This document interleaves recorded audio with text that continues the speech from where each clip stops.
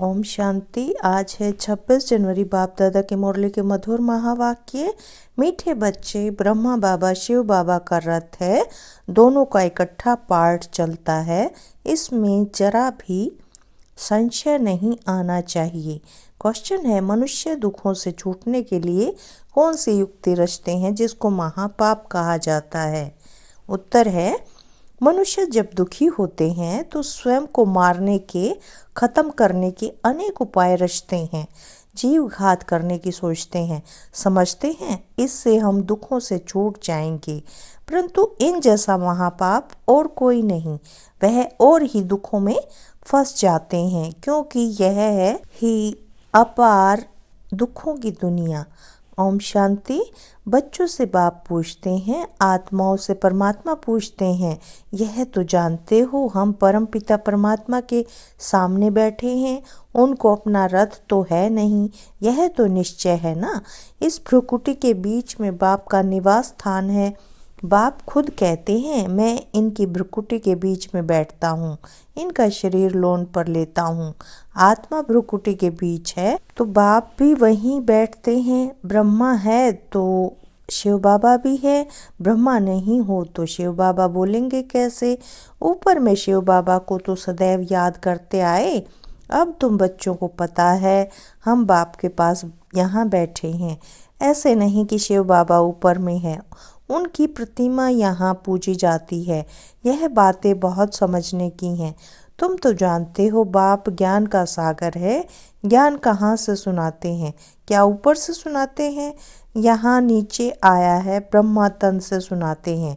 कई कहते हैं हम ब्रह्मा को नहीं मानते, परंतु शिव बाबा खुद कहते हैं ब्रह्मा तन द्वारा कि मुझे याद करो। यह समझ की बात है ना, लेकिन माया बड़ी जबरदस्त है, एकदम मुंह फिराकर पिछाड़ी कर देती है।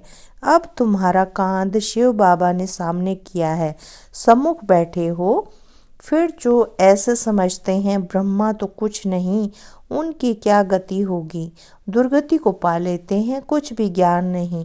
मनुष्य पुकारते भी हैं, ओ गॉड फादर, फिर वह गॉड फादर सुनता है क्या? उनको कहते हैं ना, लिबरेटर आओ, या वहाँ बैठे लिबरेट करेंगे? कल्प कल्प पुरुषोत्तम संगम युग पर ही बाप आते हैं। जिसमें आते हैं उनको ही अगर उड़ा दें तो क्या कहेंगे? नंबर 1 तमो प्रधान। निश्चय होते हुए भी माया एकदम मुंह फेर देती है। इतना उसमें बल है जो एकदम वर्थ नोट ए पेनी बना देती है। ऐसे भी कोई न कोई सेंटर्स पर हैं, इसलिए बाप कहते हैं खबरदार रहना। भल किसको सुनाते भी रहें सुनी हुई बातें, परंतु वह जैसे पंडित मिसल हो जाते। जैसे बाबा पंडित की कहानी बताते हैं ना, उसने कहा राम राम कहने से सागर पार हो जाएंगे। यह भी एक कहानी बनाई हुई है। इस समय तुम बाप की याद से विषय सागर से क्षीर सागर में जाते हो ना। उन्होंने भक्ति मार्ग में ढेर कथाएं बना दी हैं। ऐसी बातें तो होती नहीं, यह एक कहानी बनी हुई है। पंडित औरों को कहता था, खुद बिल्कुल चट खाते में, खुद विकारों में जाते रहना और दूसरों को कहना निर्विकारी बनो। उनका क्या असर होगा? ऐसे भी ब्रह्मा कुमार कुमारियां हैं, खुद निश्चय में नहीं, दूसरों को सुनाते रहते हैं। इसलिए कहाँ कहाँ सुनाने वाले से भी सुनने वाले तीखे चले जाते हैं। तो बहुतों की सेवा करते हैं, वह जरूर प्यारे तो लगते हैं ना।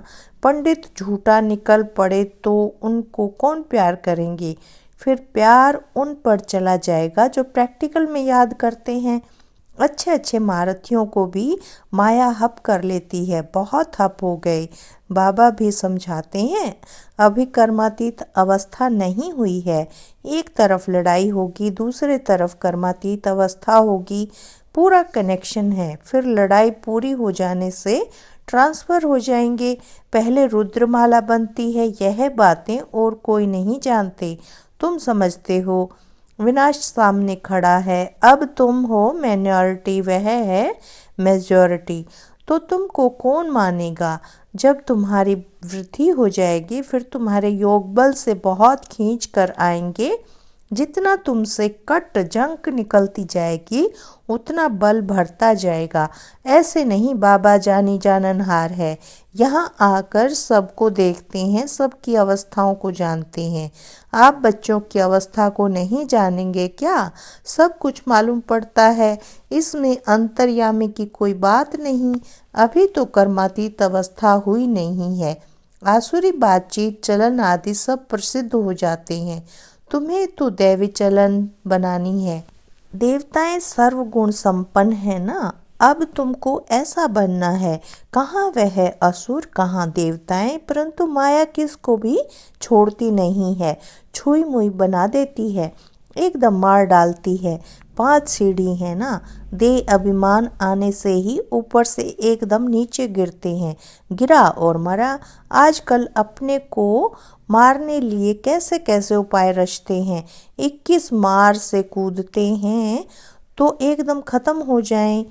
ऐसा न हो फिर हॉस्पिटल में पड़े रहें, दुख भोगते रहें। 5 मंजिल से गिरे और न मरे तो कितना दुख भोगते रहेंगे। कोई अपने को आग लगाते हैं, अगर कोई उनको बचा लेते हैं तो उनको कितना दुख सहन करना पड़ता है। जल जाए तो आत्मा तो भाग जाएगी ना, इसलिए जीव घात करते हैं, शरीर को खत्म कर देते हैं। समझते हैं शरीर छोड़ने से दुखों से छूट जाएंगे, परंतु यह भी महापाप है और भी अधिक दुख भोगने पड़ते हैं, क्योंकि यह है ही अपार दुखों की दुनिया, वहाँ है अपार सुख। तुम बच्चे समझते हो, अभी हम रिटर्न होते हैं, दुख धाम से सुख धाम में जाते हैं। अब बाप जो सुख धाम का मालिक बनाते हैं उनको याद करना है। इन द्वारा बाप समझाते हैं, चित्र भी है ना, ब्रह्मा द्वारा स्वर्ग की स्थापना। तुम कहते हो बाबा हम अनेक बार आपसे स्वर्ग का वर्षा लेने आए हैं।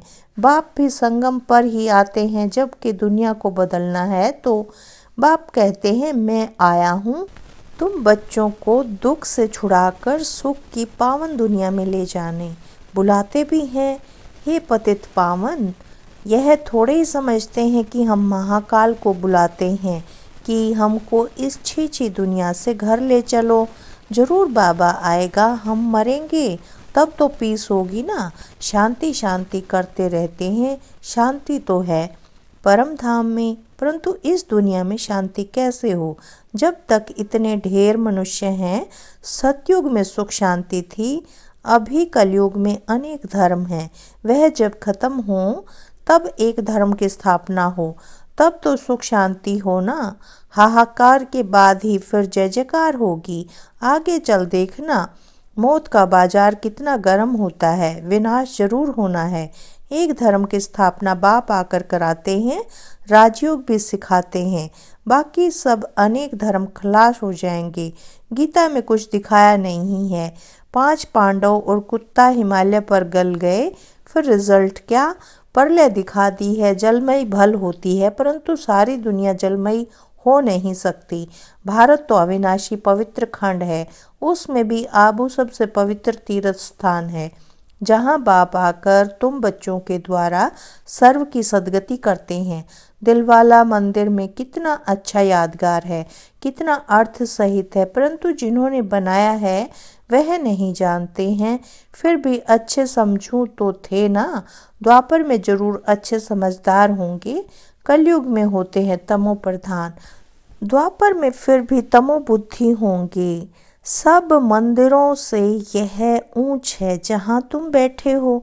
अभी तुम देखते रहेंगे, विनाश में होलसेल मौत होगा, होलसेल महाभारी लड़ाई लगेगी, सब खत्म हो जाएंगे, बाकी एक खंड रहेगा। भारत बहुत छोटा होगा, बाकी सब खलास हो जाएंगे।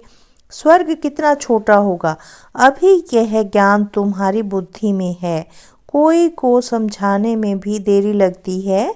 यह है पुरुषोत्तम संगम युग। यहाँ कितने ढेर मनुष्य हैं और वहाँ कितने थोड़े मनुष्य होंगे। यह सब खत्म हो जाएंगे। वर्ल्ड की हिस्ट्री ज्योग्राफी रिपीट होगी शुरू से। जरूर स्वर्ग से रिपीट करेंगे, पिछाड़ी में तो नहीं आएंगे। यह ड्रामा का चक्र अनादि है जो फिरता ही रहता है। इस तरफ कलयुग, उस तरफ है सतयुग, हम संगम पर हैं, यह भी तुम समझते हो। बाप आते हैं, बाप को रथ तो जरूर चाहिए ना, तो बाप समझाते हैं अभी तुम घर जाते हो, फिर यह लक्ष्मी नारायण बनना है तो दैवी गुण भी धारण करने चाहिए, यह भी तुम बच्चों को समझाया जाता है। रावण राज्य और राम राज्य किसको कहा जाता है? पतित से पावन, फिर पावन से पतित कैसे बनते हैं? यह खेल का राज बाप बैठ समझाते हैं। बाप नॉलेजफुल बीज रूप है ना, चैतन्य है, वही आकर समझाते हैं। बाप ही कहेंगे सारे कल्प वृक्ष का राज समझा, इनमें क्या क्या होता है, तुमने इसमें कितना पार्ट बजाया है। आधा कल्प है दैवी स्वराज्य, आधा कल्प है आसुरी राज्य। अच्छे अच्छे जो बच्चे हैं उन्हों को बुद्धि में नॉलेज रहती है, बाप आप समान बनाते हैं ना। टीचर्स में भी नंबरवार होते हैं, कई तो टीचर होकर भी बिगड़ पड़ते हैं, बहुतों को सिखाकर फिर खुद खत्म हो गए। छोटे छोटे बच्चों में भिन्न भिन्न संस्कार वाले होते हैं, कोई तो देखो नंबर 1 शैतान, कोई फिर परिस्तान में जाने लायक, कई हैं जो न ज्ञान उठाते न अपनी चलन सुधारते, सबको दुख ही देते रहते हैं। यह भी शास्त्रों में दिखाया है कि असुर आकर छिप कर बैठते थे, असुर बन कितनी तकलीफ देते रहे, यह तो सब होता रहता है। ऊंच ते ऊंच बाप को ही स्वर्ग की स्थापना करने आना पड़ता है। माया भी बड़ी जबरदस्त है, दान देते हैं फिर भी माया बुद्धि फिरा देती है। आधा को जरूर माया खाएगी, तब तो कहेंगे माया बड़ी दुस्तर है। आधा कल्प माया राज्य करती है तो जरूर इतनी पहलवान होगी ना, माया से हारने वाले की क्या हालत हो जाती है। अच्छा, मीठे मीठे से खिलते बच्चों प्रति माता पिता बाप दादा का याद प्यार और गुड मॉर्निंग। रूहानी बाप की रूहानी बच्चों को नमस्ते। हम रूहानी बच्चों की रूहानी बाप दादा को याद प्यार गुड मॉर्निंग और नमस्ते। धारणा के लिए मुख्य सार है, पहला पॉइंट, कभी भी छुई मुई नहीं बनना है, दैवी गुण धारण कर अपनी चलन सुधारनी है। दूसरा पॉइंट, बाप का प्यार पाने के लिए सेवा करनी है, लेकिन जो दूसरों को सुनाते वह स्वयं धारण करना है। कर्मातीत अवस्था में जाने का पूरा पूरा पुरुषार्थ करना है, वरदान दिया है बाबा ने। मेहनत और महानता के साथ रूहानियत का अनुभव कराने वाले शक्तिशाली सेवाधारी भव। जो भी आत्माएं आपके संपर्क में आती हैं उन्हें रूहानी शक्ति का अनुभव कराओ। ऐसी स्थूल और सूक्ष्म स्टेज बनाओ जिससे आने वाली आत्माएं अपने स्वरूप का और रूहानियत का अनुभव करें। ऐसी शक्तिशाली सेवा करने के लिए सेवाधारी बच्चों को व्यर्थ संकल्प, व्यर्थ बोल, व्यर्थ कर्म की हलचल से परे एकाग्रता अर्थात रूहानियत में रहने का व्रत लेना पड़े। इसी व्रत से ज्ञान सूर्य का चमत्कार दिखला सकेंगे। स्लोगन है, बाप और सर्व की दुआओं के विमान में उड़ने वाले ही उड़ता योगी हैं। बाप और सर्व की दुआओं के विमान में उड़ने वाले ही उड़ता योगी हैं। अच्छा, ओम शांति, ओम शांति।